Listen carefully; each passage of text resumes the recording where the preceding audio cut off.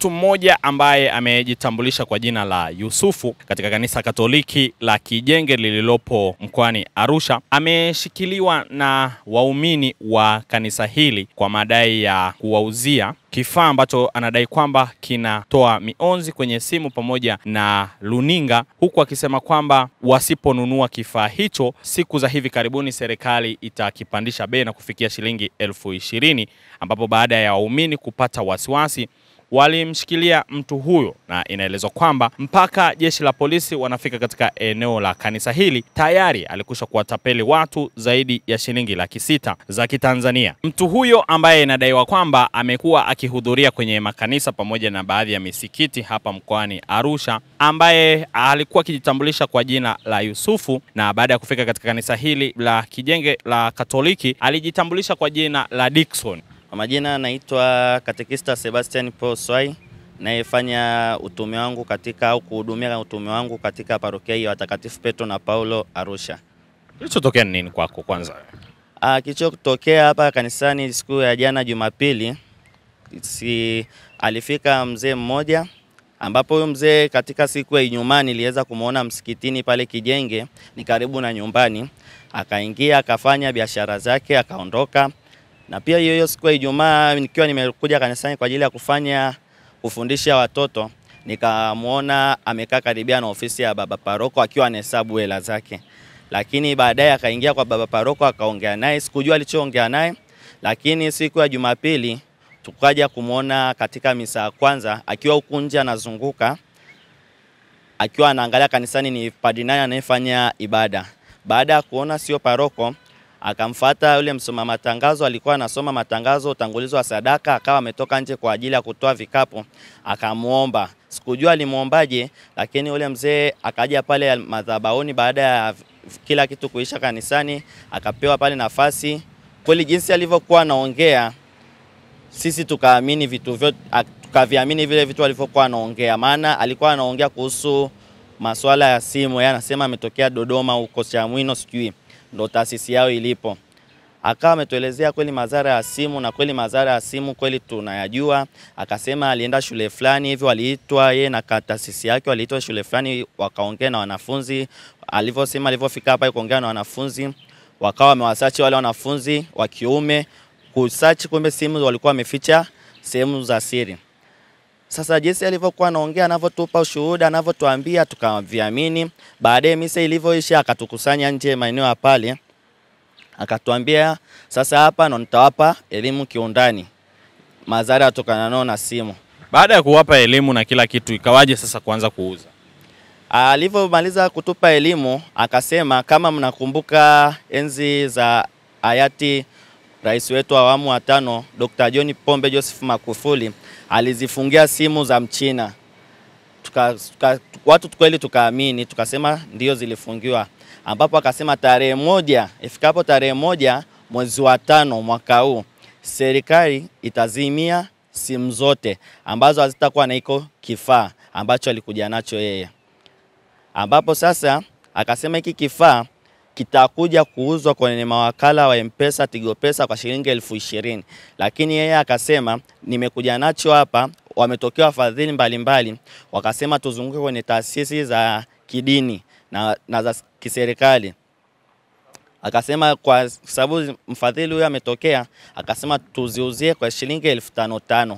Kweli kabla hajamaliza kusema tunaziuza kwa shilingi 5,500, watu walitoa hela haraka mfukoni. Yupo muumini mmoja alitoa zaidi ya 50,000, mwingine akatoa zaidi ya 100,000 ili kununua, maana watu waliingia na hofu kwa sababu walijua simu hizi zitazimwa na watapata mawasiliano. Tukatoa 5,500, mimi mwenyewe nilitoa 5,000 yangu nikanunua. Lakini vile baada ya kununua, kuna mwalimu mmoja anayefundisha maeneo huko Moshono, akamuita ule kiongozi wa kanisa akamwambia, ule baba pale ni tapeli. Ule baada ya kiongozi kuambiwa kuhadisiwa, ule kiongozi akatufuata baadhi ya watu akawaambia. Sasa kuna baadhi ya watu walivyoambiwa na ule kiongozi wakasema, au itakuwa kiongozi anamonea wivu huyu mfanyabiashara maana ameuza sana. Lakini mimi nikawaambia tusimhukumu mtu wakati mitandao ipo. Hicho kifaa nilivyonunua alisema tunakiweka nyuma ya simu. Kweli mimi nikakinunua nikakichomoa kwa ajili ya kuogopa simu yangu isije kufa, nikakiweka nyuma ya simu hapa.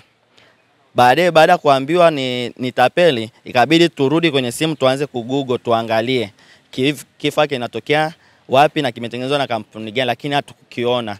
Kiko wapi? Tulivirudisha, vilishaondoka na jeshi la polisi. Ndio. Sasa ndo baadaye sisi download tukakosa, tukamfuata pale juu tukaanza kumuuliza. Nikamuuliza mzee, hiki kifaa kimetengenezwa na kampuni gani? Akaniambia we dogo usinifuatilie. Nikamwambia mzee, mimi sikufuatilii, maana ni biashara yako, na sasa kama ni biashara yako sisi tunataka ili tuvinunue kwa wingi ili tuweze watu iwe rahisi kupata kupitia kwetu sisi. Baadaye alikamatwa na akapelekwa wapi? Alivyokamatwa alipelekwa na jeshi la polisi, alipelekwa Central hapo polisi, makao makuu ya polisi hapa Arusha. Alivyohojiwa alikuwa anasema yeye anafanya nini? Alivyohojiwa alikuwa anatujibu tu, anasema anafanya biashara kama wajasiriamali wengine. Lakini sisi baada ya kumhoji na viongozi wa kanisa, baada ya kumhoji sana, akasema kweli ni utapeli anaufanya. Na akasema, tukamuuliza sehemu anapoishi, akasema yeye anaishi Arusha maeneo ya guest. Sasa hatukujua ni guest gani ambayo anaishi. Na pia katika kumsearch kwake tuliweza kubahatika kukuta karatasi ambayo ameandaa sehemu kwenda kufanya tukio lingine, ambapo kwenye ile karatasi tulikuta makanisa matatu ambayo ameyaweka ndani ya Jumapili zinazofuatana, ambapo kanisa la kwanza alikuwa amelilenga ni kanisa la Suye la Rutherani.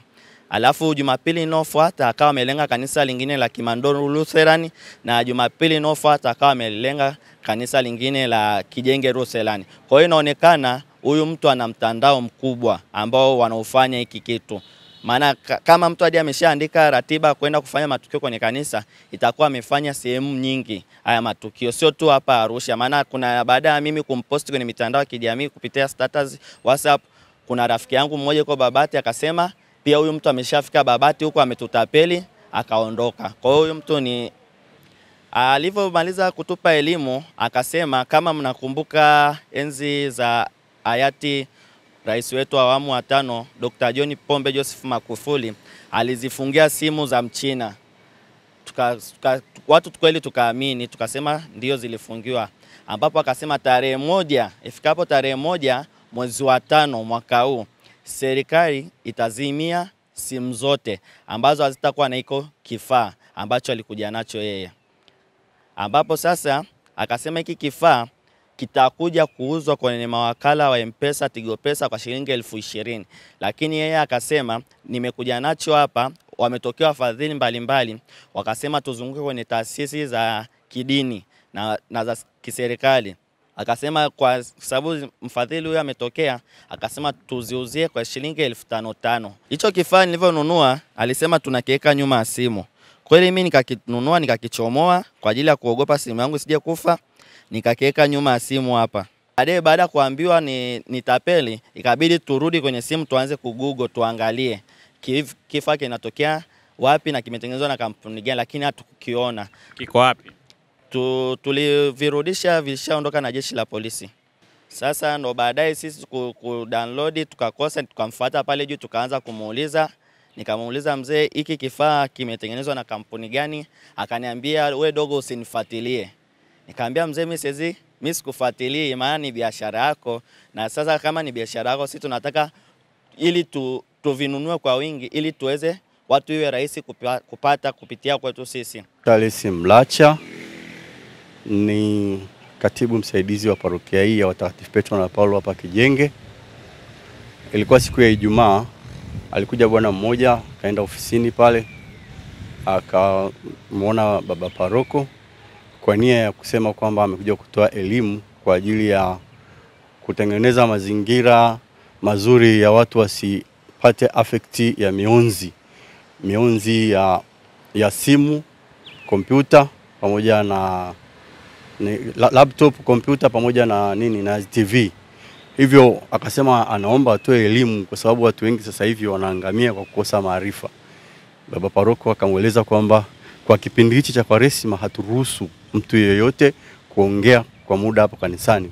Kwa hivyo kama analo tangazo anaweza akapewa nafasi akaandika tangazo, alafu sister akapewa hilo tangazo. Baada ya hapo litatangazwa kanisani, alafu ataonana na baadhi ya waumini ambao watapenda kupata elimu yake nje ya kanisa. Lakini kwa bahati mbaya siku ile ya Jumapili baba paroko akawa hayupo Kijenge. Kwa hiyo kwa sababu baba paroko hakuwepo Kijenge parokiani, yeye alikuja kusali asubuhi kwenye misa ya kwanza. Sasa yule msoma matangazo alipokuwa anasoma matangazo alimfuata akamwambia, mimi nimeongea na baba paroko na ameniruhusu kwamba niongee na waamini kuhusu elimu ya kuwasaidia wasipate shida ya mionzi. Hivyo kilichotokea, akatoa ile elimu kweli kuhusiana na masuala effect ya mionzi, pamoja na kwamba alisema kwamba watu wengi sana wanaathirika na mionzi. Hivyo ana kifaa maalum ambacho hicho kifaa kinaweza kikasaidia kuhakikisha kwamba watu hawatapata hayo madhara. Kilichotokea sasa, watu wengi waliamini kwa sababu kwa jinsi alivyokuwa anaelezea zile athari zake, zilionekana kabisa zile athari ni mbaya sana kwa simu, na ile mionzi ingeathiri watu wengi. Hivyo watu wengi sana wakakubaliana kuitikia wito huo. Walipotoka hapa kanisani nje, basi kwa maelezo yale akawa anauza, kuna karatasi fulani hivi ambavyo vina maandishi yenye maelezo, alafu kuna kikaratasi kimoja kidogo kilichokatwa ambacho hicho ndio unatakiwa ukiweke kwenye simu yako. Hivyo akawauzia wale waumini kwa shilingi 1500. Baadaye tukapata taarifa ya mmoja wa mwalimu ambaye alikwenda kwenye shule ya Moshono akatapeli wiki hiyo hiyo. Yule mwalimu akatupa ushirikiano, akasema jamani, huyo mtu msimruhusu kuuza. Lakini kwa bahati nzuri akawa ameshauza kwa watu sio chini ya shilingi 600, na waamini wetu wengi wakawa wameondoka na vile vikaratasi. Hivyo baada ya kupewa hizo taarifa, ikabidi sasa tumshikilie, tumuulize maswali. Wewe umetoka wapi na hivi vikaratasi una uhakika unachokiuza? Mbona kama hivi vitu ni feki?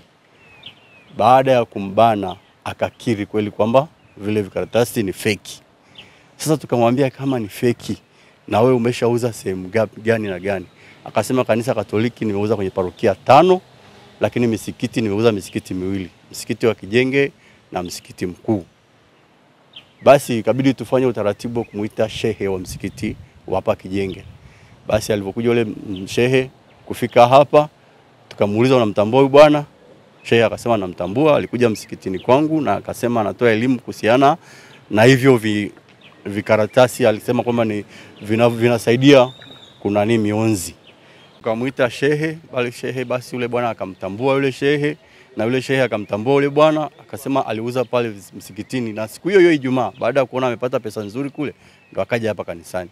Kwa hiyo pia alipokwenda kwa sister kwa ajili ya kuandika ile tangazo, sister akamuuliza, hivi huko ulikotoka hauna hata mwenzako au wawili watatu ambao mmekuwa mnafanya hii shughuli na pia tungepata kibali kutoka kwako? Akasema bahati nzuri wale wenzangu wameenda sehemu nyingine, kwa hiyo wao wanacho kile kibali, lakini mimi pamoja na nitaonyesha utaaluma yangu kwa kuongea na kila mmoja atanielewa. Kwa hiyo nitakachokutoa ni elimu. Hakueleza kabisa kwamba atauza chochote.